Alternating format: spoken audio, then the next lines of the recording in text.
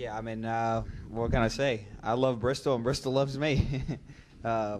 It's a great track that really demands 100% out of a driver and out of a team. And today, my team certainly delivered. You could probably argue whether or not I did, but it was good. Great pit stops. Had a little bit of damage early on in the race. Got it fixed. Nobody panicked. So it's tough racing that requires so much discipline, mixed in with some aggression, obviously. But my guys, they made it happen today. I told somebody before the race, it's the best race car I've ever had in Cup, and it showed off today. And hopefully we can have more cars like this, and we'll win more races and continue to move the needle forward. I've said in preseason this year that the goal here at Penske Racing is to win a Sprint Cup championship, and that's where we're all pushing. And one win certainly doesn't achieve that, but it's a great step. We need more of these steps, and I know I'm committed to it. I know this guy next to me is committed to it, so I feel very good about that. It always feels good to get them steps in. We're making some headway, so we're gonna keep pushing, and we're really proud of this one for sure. This is a earn it place, ain't no doubt about that. So happy to earn it. Crew Chief Paul Wolfe, congratulations on today's win, and maybe talk about some of the moves you guys made on pit road and maybe throughout the weekend that helped contribute to this race win.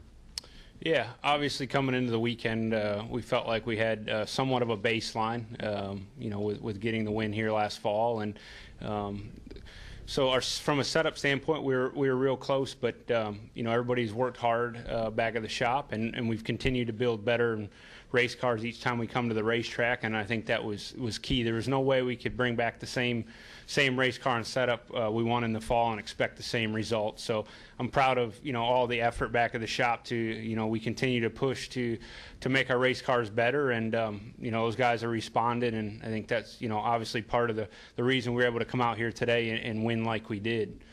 As far as the race, it was got down to the end. Probably the toughest decision of the race for me was whether or not we should pit or stay out there on that late caution.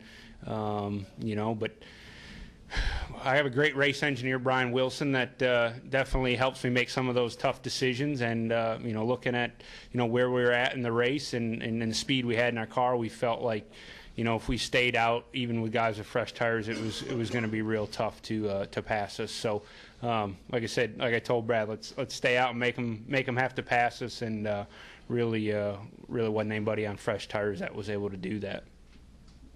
Okay, let's go to the press box now for questions. Questions for either Brad Keselowski or Paul Wolfe. Go ahead, press box. Mike Hembry, Speed.com.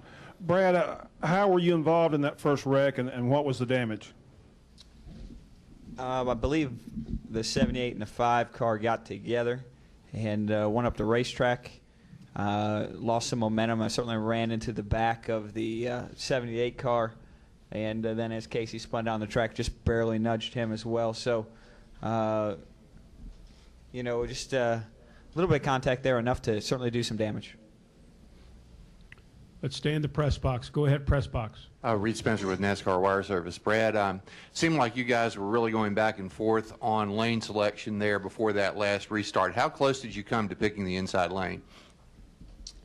Well, I would say very close. Obviously, I did the first restart, and it didn't pan out. It's one of those Monday morning quarterback decisions that I almost feel like the leader has a very low percentage of being right, more so than the guy who's second. I think you see that a lot in the nationwide side as well, that the guy who's running second has a pretty good advantage over the leader. And, I was nervous about that for sure.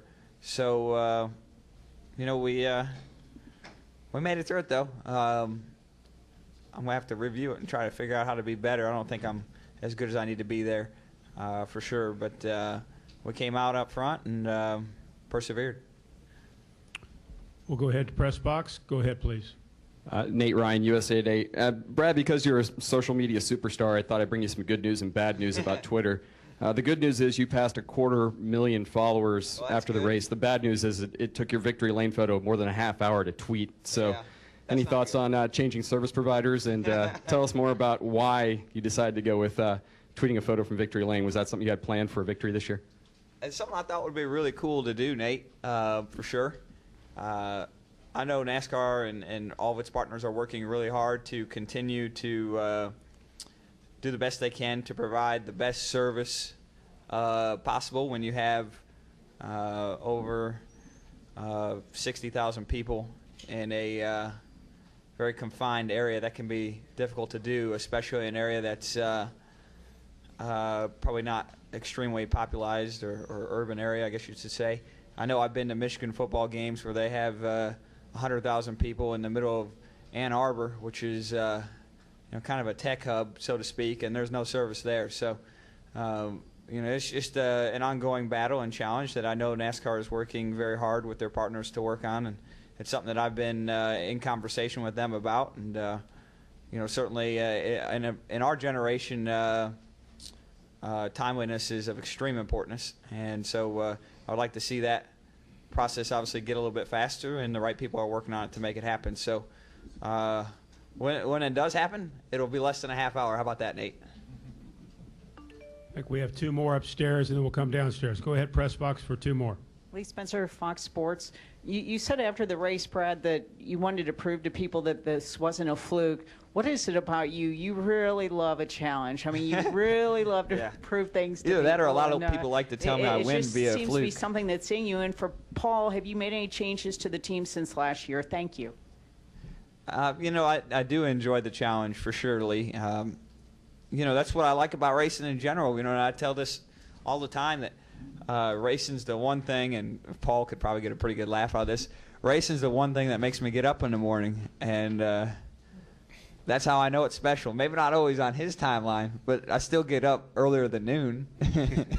So I might get up at 9 a.m. for racing, and that's because it's special to me. That's what it means to me, and I love the challenge. I love the fight that you have to put up, the man versus machine or man with machine, and against other machines and men, and it's just it's cool as hell to me. So when somebody challenges me, whether it's fans, media, other drivers, I think that I have the desire beforehand, but it helps me focus in for sure. And of course, it means nothing if you don't have a great team that you're surrounded by, and I feel very fortunate to have that as well. I think we have 1 more in the press box. Go ahead. Jeff Owens, Scene Daily. Brad, this is a track where a win here sort of cements a driver's status as one of the top drivers in the sport, and it's also a track where guys over the years have sort of gone on streaks and rolls where they win several races Sure. in a row here. Do you feel like this is sort of a signature win for you, and do you also feel like you can win here anytime now? Yeah, I have noticed that this is a streaky track. There's no doubt about that, Jeff. But I think I said it last year that this is a track where champions win at. Whether you look at Darrell, Cale, Alan Kowicki, you're looking at champion drivers. Tony's won here. Jeff Gordon's won a lot here. The best drivers here go on and win championships, and I know Kyle's really good here and hasn't won a Cup championship, but certainly won a nationwide. But I think it speaks volumes for this track and what it means to your career.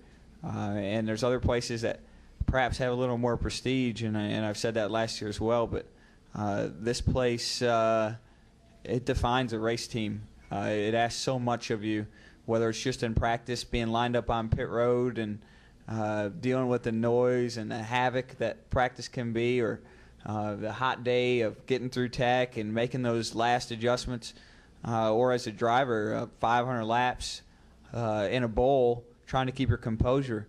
This racetrack can really test the team, and I think the teams that come out on top, whether it's driver or whatever, I think they show that they've got what it takes to overcome adversity. And to win championships, you've got to be able to overcome adversity. So I think it's very much a defining racetrack in that sense.